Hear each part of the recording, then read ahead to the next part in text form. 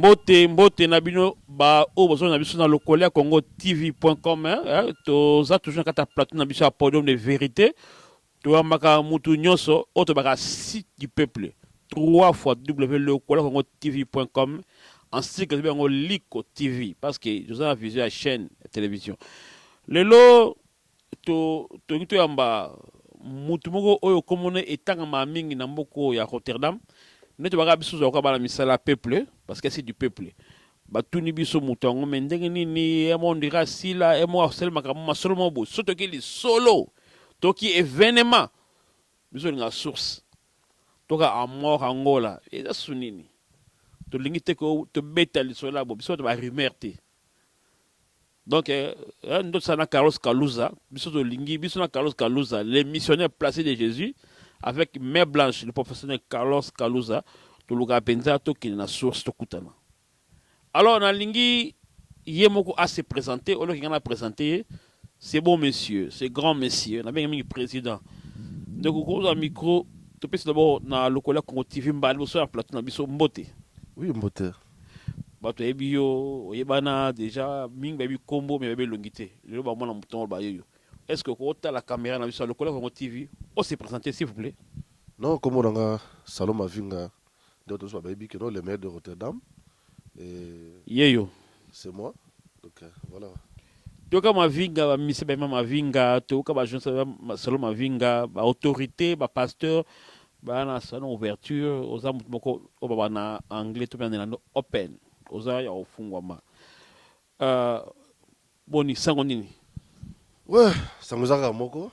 Donc, nous en tout cas, merci d'avoir invité na plateau là. C'est la première fois. Oui, merci. Voilà. Tu habites au soutien à vie, c'est un partenaire. On a tout le bas. Le lobby. C'est ça, merci. Donc, les Arabes sont en train de se quoi. On tout ça soutenir. Moïse est bien. Merci. Voilà. Donc, il y a une invitation à journal là. Pour mes amis. Non, il y a peuple, le peuple a tenu biso, toujours ma toyi, des heures attentifs, qui peuple. Albi, mais mon seulement vinga, koya, kenda puis à betela, mais non, là, on doit bien, mais c'est le propre. Mais n'est na kenda, il part à betela na ye, à bon na société, mais bonne santé, moi vinga zandegni. Non, santé très bien. Madame a un peu pour na belle terre, donc santé qui toko. Bana pe baza bien, madame très bien. Non, pourquoi nene aussi là aussi là. Forme ici là ba mama souté ba sale kangama na route. Bon, ngalo ba mukona aussi là muko bana ngana moi si ngana bana ba leki na télé. Pour que noter papa na biso zo futa sunda goûter, tozo lia les sous-outés to tanga souté. Wande que no oui, ba conflit no papa na biso assis là. Mais entre temps, bazo lia bien, ba ola ta bien, bazo véhiculer bien. Donc, ça veut dire que c'est un eh bien, qui play. C'est un style, le baka. Mais tu sais, c'est toujours souriant. Mais tu vas l'image salon, ma vie, le meilleur. Oui, bien qu'il n'a pas dans niveau à Rotterdam, tu as la fierté, moi, boy. Mais si nous, quand on parle, on parle, pourquoi? Non, on a ça. Ah, tika, bon, ça toujours. Bon, la blague, quoi. On a la musala. Yo, ça n'est pas. Tant qu'on a musala, ça a toujours. Musala, est-ce que dans la musala, il y a la musala à coiffer, auto-ébi, on se fait. Mais bien sûr. C'est vous a sous-informé. Faut aller Internet. Oh. Faut aller Internet. Mais les gars, on a musala. Non, on a changé de place. Depuis quand? Donc ça fait déjà depuis l'année passée. On a su, mais bien sûr. De ce que tu reçois, tu as une caméra dans le salon à Vinga. Salon à Vinga, les maires de Dame, la zone est dans le strat, numéro 132. Donc en face, bateau baby au Rotterdam bien, na tram 7, aux autres tram 7 à Kala. En face, il y a un magasin à basse van. Donc on a un gamme sous basse van, un gamme sous. Donc si on quitte la tram, na est dans le strat, numéro 132. Donc oui, on a au coup de salon à Vinga, les maires de Dame. Sommes dans la gare à Rotterdam centrale, la centrale station, on tram, elle met combien, on quitte la. Quand tu m'as répété combien après? Donc, sur la gare centrale, aux yeux tram 23, tram 24, et qui est Schredam, et qui est Fladingen. Donc, on quitte la direction Fladingen. Ok. Voilà, on est Marconi Plaine. Voilà. Donc, on quitte la est de Landstraat. Donc, en face, on a un magasin, il y a un basse, il faut dire, so kitika wana otana nga mususu omona mo salon mavinga yo ki musika basalo ezala koto basalo bako bato bangala ezala ba kote ba machave mazad okimi nini papa non mais salon ezala pour bato bangala ta somme de salon pour bato bangala mais so oza quoi faire te salon eza pour mutu nyonso okimi no te non non okimi nan OK donc voilà donc zaki va bien ça début à mission hein c'est na bengi parce que le bengo président toujours bien information comme le biso balingi bayeba to ki il y a un mouvement ebimi et panzani mabe so le monde lokola Congo TV bengi toujours kango ba to na biso na bandeko mingi ba un mouvement excellent sur mo ya bangolais et ya matu ngai d'abord ezani mingi ba s'engager ba banga babi papa yoko za mwana musala ya peuple africain tout biso na tous les africains balingi ba yeba bi tout na biso papa na yamba président ba avantage nous allez nini ezani nini tonde nini papa aussi micro na otali caméra yebisa biso masolongo o yesi ko ezali nini. Non merci association comme nango eza Amor d'Angola donc ezali association ya bangolais oyo ebandaki depuis le 13 décembre 2015 précisément à Rotterdam. Amor d'Angola ngelo bani. Donc Amour Yangola. Voilà. OK, merci. Donc Amour Yangola. Donc voilà, et bandaki depuis l'année passée en décembre, on a eu première réunion le 13 décembre. Donc le 28 février tout ça na réunion na biso na 18h, na toujours na salon ya serre na biso Lydie, na c'est bien très bien. Donc na Rotterdam awa. Donc après c'est sur place, il doit toujours pour le moment toujours passer na réunion na biso kuna. Ti nzambe na sur na biso tout mon niveau basal. OK, maman Lydie na pesi mo te siko zali to le kana salon un jour pourquoi pas. Siko ba tu bazong mayeba initiative et là que ndengeni ilo no remarquer ni ne pousse ni no mona kili ko solo pasi pa kita mo to sa likamwa et lo et matina mutema na ye. Ngana bilo ko mbali vraiment ne veut en Zambie parce que moi je sais que toi tu es chrétien tu habites ma vinga c'est quelqu'un qui aime Dieu qui craint Dieu et puis ne besoin mutu ba ya ba faire tout ça mais makambo ni le tindio pendo ko na niveau na ya ko sangsa bandeko na yo bangolais na famille ton association moko motivation zani non motivation ali que non moni biso bon pour me toujours lutter contre le tribalisme moni chaque mboka makambo ezanga te hein ba tribalisme ezalaka toujours entre il y a province ezalaka toujours donc biti bina mali comme on a biso beaucoup plus zawana donc toujours lutter parce que moni bandeko mingi donc pour se légaliser bon ça faut ba papier ya mboka na biso tout ça so pour ko zongo mo ba difficulté ba ni tout ça na bon bandeko mingi surtout c'est attention le biser Lydie au salon idée wana no mai tabana etazaki na idée wana mais non ati a contacter biso abi tout ça on a pas le kamboyo y association tout ça botala mamoza tout ça bon pour mes amis abi non je te mozaka pe proche ba ambassadeur ba conseil tout ça donc tout me rend vendre ça na Rotterdam bon pour mes amis c'est une bonne idée aussi mais toujours idée wana to solo laki to pesa ba compromis to bandaki première réunion le 13 décembre 2015 bon association on a dit que moi le tout soit né bandeli bato ba ko boudé ba ozanga te o pe ba olingango ba ozanga te mais ils ont un avantage et belé bandeko nanga bon ndimela ngai makambo na sabino ils ont un avantage et belé ozo prendre et belé na kutana na ba konzamboka na talisi bango ba réalité oyo toujours vivre a muni bato wana ba ya a pona bangolé bazali so bangolé bazate ba oyate ba sala te yeah OK vous comprenez voilà donc bureau on est pas yamba biso zakati no pona basala misala do yamba biso demande yo ba droit non il faut ba tu ba droit bango côté mais tu le connais bien voilà so mo te bi droit na hote ba osaka na esprit na yo vous comprenez donc na kina kuna sa rendez-vous to kutana bango bon avant la kina démarche na ngiso ce qui est bien la motivation na mon pessinga des choses au lobby au remarquer d'abord anti-valeur parce que na vu tu as valeur qui est positive anti-valeur et négatif. Moi, anti-valeur, mon akizaki tribalisme. Le cas pénétre au Kabouani. Et deuxième pour bi bangolais mingi ba droit la monter par exemple papa mikanda pour me belé tout ça.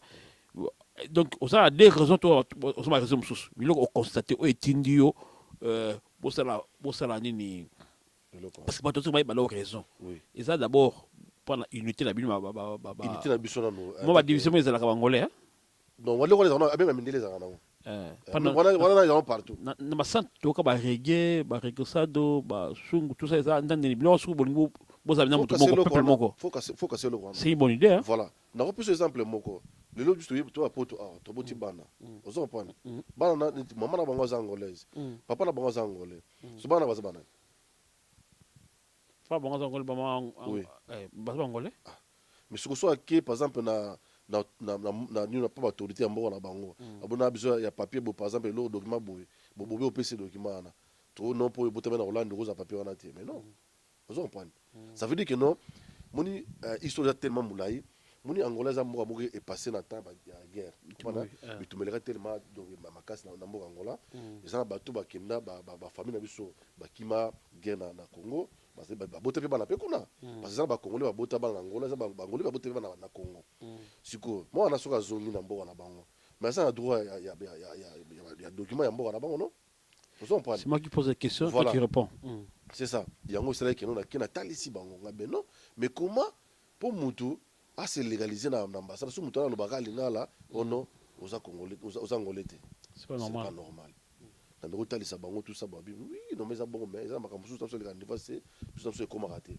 mais ko ça déclaration ya mutu moko na déclaration ya baté belé ça la force différent ya baka union fait la force donc arme aux a divisé les armes aux a faible ya moni to sangana to sali association oyo toujours déclaré ba droit na biso mais donc peut merci na ba son excellence so ya ba conseil en tout cas bazoko respecter pe ba demande na biso donc ba droit na biso ba comme respecter on siko quoi pour mon ça na mouvement moko soulever telemi contre ba droit na bango donc en tout cas tout ça pena de bienvenue kuna ba pesa ngai ba formulaire dans nango awa ok mais en tout cas entendant azo ce formulaire donc au moins ni ba idée bo eza tellement bien ndeko avant d'abi non il fallait que peuple nyonso, peuple guinéen, peuple ivoirien, peuple congolais, peuple angolais, peuple sierra-léonais, levez-vous où vous êtes, unissez-vous et formez un corps.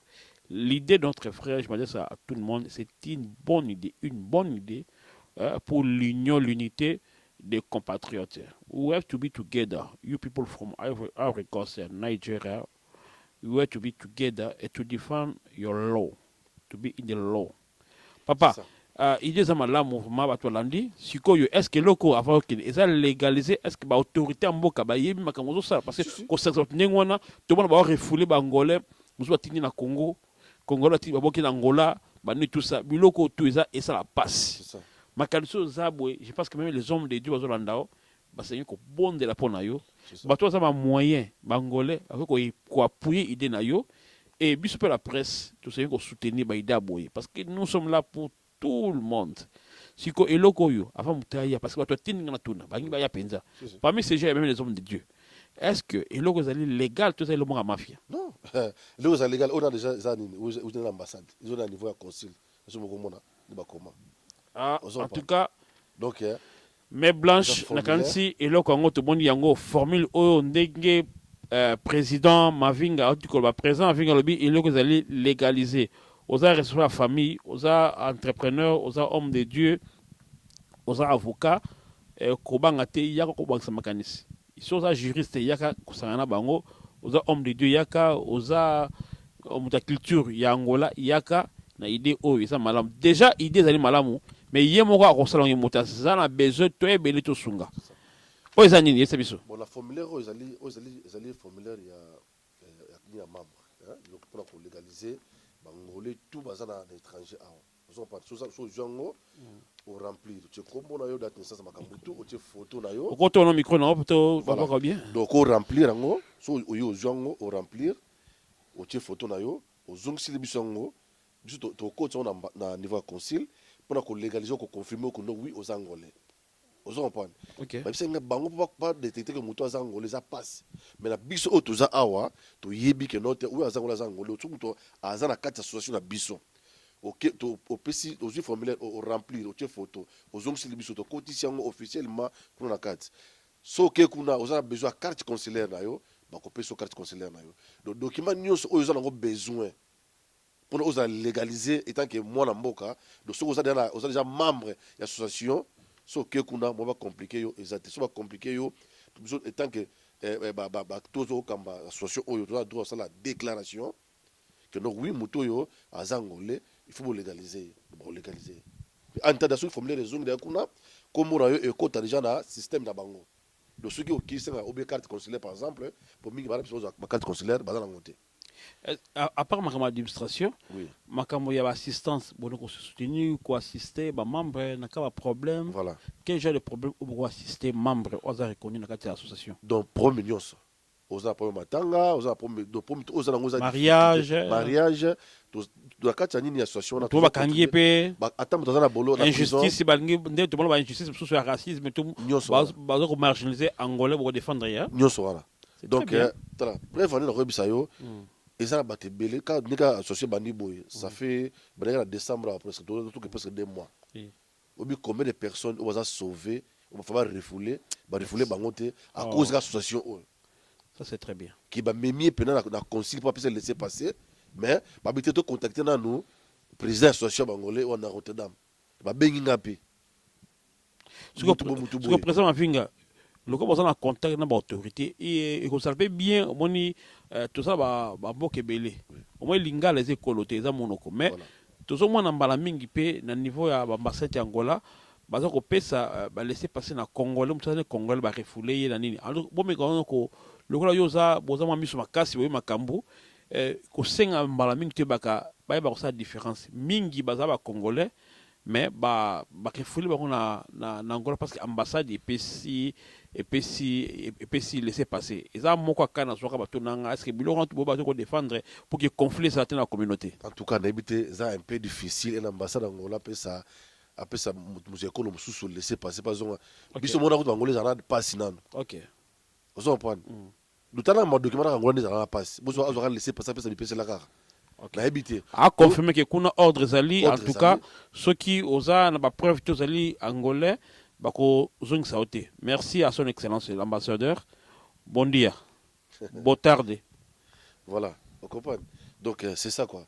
Il y a des benga bande konyoso. Na kacha toujours contribuer 10 € par mois. OK. Donc dans la association, toujours contribuer 10 € par mois. Sauf comme membre, toujours ton contribution chaque mois 10 €. Ce que moi non salon 10 €. Ça na ngozali que non.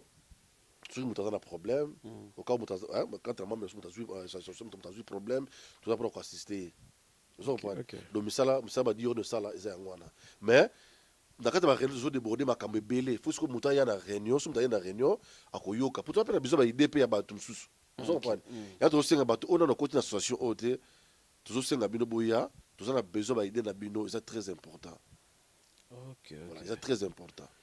Si vous avez toke na suka to peso quelque temps oloba ba be ko vendre image yebi se suko batu wazolanda o baza ko hésiter soki baye na socio oyo 2 points démarche ni ko sala et puis avantage de mazali nini juste 2 points démarche ni ko sala pa baza ko di membre et puis avantage de mazali nini. Non, première démarche c'est en simple donc les numéros de téléphone sur le par exemple le formulaire ceux qui au bien na 06 84 52 14 49 ou bien au leki na salon ya Sœur Lydie ba formulaire monsieur Zakuna ceux qui kuna ya a expliquer yo puis ndenge ko ko sala pour rejoindre ba formulaire aux angles facile ou bien le 28 février tous en réunion na biso na 18h na salon ya Sœur Lydie adresse zali na Port d'Irlande numéro 56 na Rotterdam donc tous en Breda aux en Tilbury partout zali sont rejoindre de Bissau, nous avons une réunion le 28 février.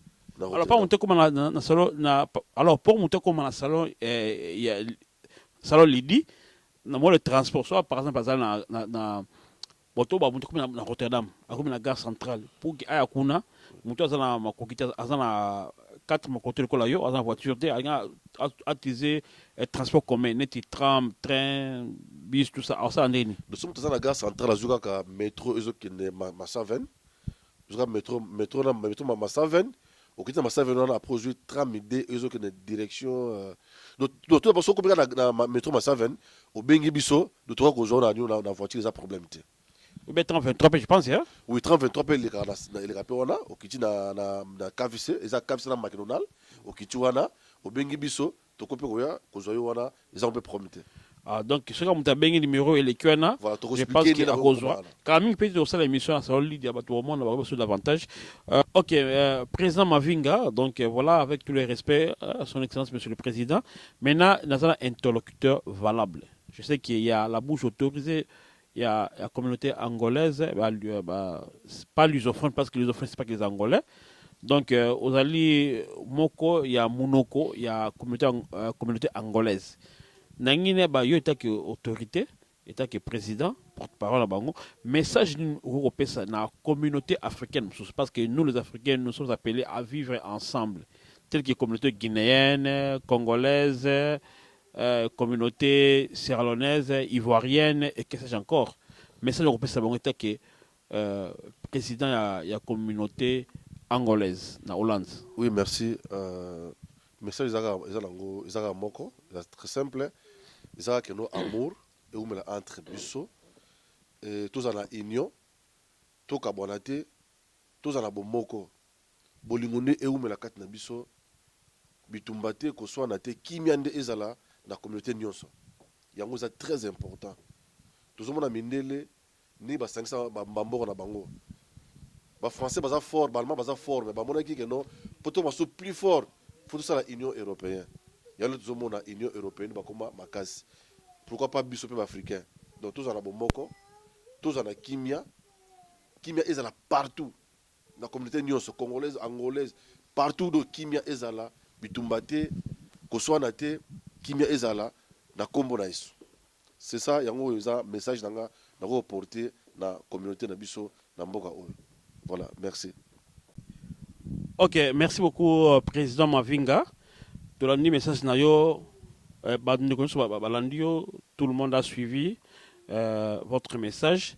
Sikoyo, n'habitez pas batu oyo, bazako soutenir initiative nayo, batu bazako ko conseil, sozalama momoko, moi remerciement, encouragement na batu oyo, to benga baye bayo. Okozo micro, hôtel caméra, lokola Congo TV, ainsi que les Lico TV, on peut un message nayo. Mot de la fin. Oui, merci. Merci. Missionnaire. Ouais, merci, missionnaire. Voilà. Merci, missionnaire. En tout cas, je voudrais remercier Bandeko Nyons, tous les gens qui association, parce que ça, c'est un mokate, tous ces belés. Donc, Bandeko tout auto travail dans la association, on a passé nombre de tissus Bozali, le rôle mon frère secrétaire Roger de Denard, il est secrétaire, il y a l'association Oyo.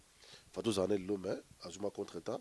Na pesi mot ça na moi sinae pe ser na biso Lydie ta trésorier il y a l'association oyo ça za na pesi mbote bande ko nyonso ba pasteur Gomes c'est bon tout za na kata association oyo nzama pambola bino nebi que le 28 to zanga te na réunion boya tellement boya bena ebele parce que to sangana parce que union fait la force arme nyonso oyo za séparé za na force te. Là, tu as des gens qui ont belé autour débordé, mais moi, tout le monde a la télé, mais si vous avez une réunion, vous avez un avantage dans l'association. L'avantage est tellement belé. Il y a le 28, à 18h, dans le salon, c'est ce que je dis. Dans le père, quand je date du dia 28, thème en Rotterdam. Je suis lancé un appel par tous les Angolans qui sont en Rotterdam, ou qui sont fort de Rotterdam, dia 28. De février, thème aqui em Rotterdam, no salão da dona Lídia, em Rotterdam. O endereço é Portland, número 56, e o telefone número é 06 84 52 49 14. Liga, não perca nesta data do dia 28 deste mês. Muito obrigado. Obrigado, amigo Mavinga, président. Tobi bem-vindo na ba Angola surtout au baza kolanda message ya président. Welcome, bienvenue na association. Deus vous abençoe, amigo. Também, tu também. Obrigado. Voilà, donc te pesi na pesi mbote mingi na mama na biso benga mama iya Mavinga. Moi c'est lokumu. Moi si au président Mavinga a Nora. mama mabondeli mwasi malamu mwasi kitoko napesi ye mbote na part pe ya mama Sylvie mwasi nanga pesi yo mbote ngako mingi napesi mbote na pasteur Sami Ndonga na diacre GG napesi mbote na papa Abraham Toko famille Toko papa Abraham Toko na mama Madeleine na bana bino na kansi okutanaki na président Mavinga pana likanisi oyo pesi mbote na ancien Yoshua Mieki aza kolanda mbote bande nyonso oyo baza soutenir ndeko na biso le président Mavinga pona likanisi aza nango na bosete mama Lydie pe Blandine mama na Naïs apesi yo mbote mingi. Pour terminer, par rapport à likanisa kitoko, il y a président, il y a communauté haute bengi angolaise, na ça peut message à paix na communauté na biso, il y a to bien la communauté congolaise, to sengi vraiment na profiter la émission on a senga unité moko, surtout ba ta presse, na pe sa mbote na lek nangai on a mingi, ambassadeur Luzombe o pesa batu amateya o kebisa batu banyoba kidiafuka o telmisa batu alors na kulut na Malou Kazad na senga vraiment bomoko presse bandoka presse ya Hollande kala mingi te to sa la rencontre moko to beng sa auto bazali awa Malou Kazadi ambassadeur Stella Jaël passer trésor Fifi tomate oh na bossa ma Fifi tomate na ko bossa na hote leki na ngai mama Fifi tomate mama Bijou mama Julie Yana ambassadeur leki Dino là donc ba tout pesa message to solo là na pesa mbote mingi na Tati Bushiri siko zali vraiment ya mbote ngona Tati Bushiri sati na pesa mbote mingi ceinture ya yo ibikaka Alain Makabu na pesi mbote mingi na pesi mbote mingi na Mega Bronson wana boyebi ki bozaba ndeko na sakati ya awa papa Malou Kazadi na wasenga bandeko na so Poitiers ba Ans surtout ensemble to kutana pour que to sola na yebi ki ndeko Malou ozana staff luzombenga lingi vraiment état qui est certain de Dieu na kata presse unité eza na kati ya mbonga na biso tokutana awa presse to solo la pe na senga message ya paix biso tu ba congolais bangolais to uta na roi moko ram Congo donc toza to ka bona te toza batu moko africain abum africain te donc merci Carlos Kalouza Miss Papa Mère Blanche et quant à moi je dis au revoir et à la prochaine ciao.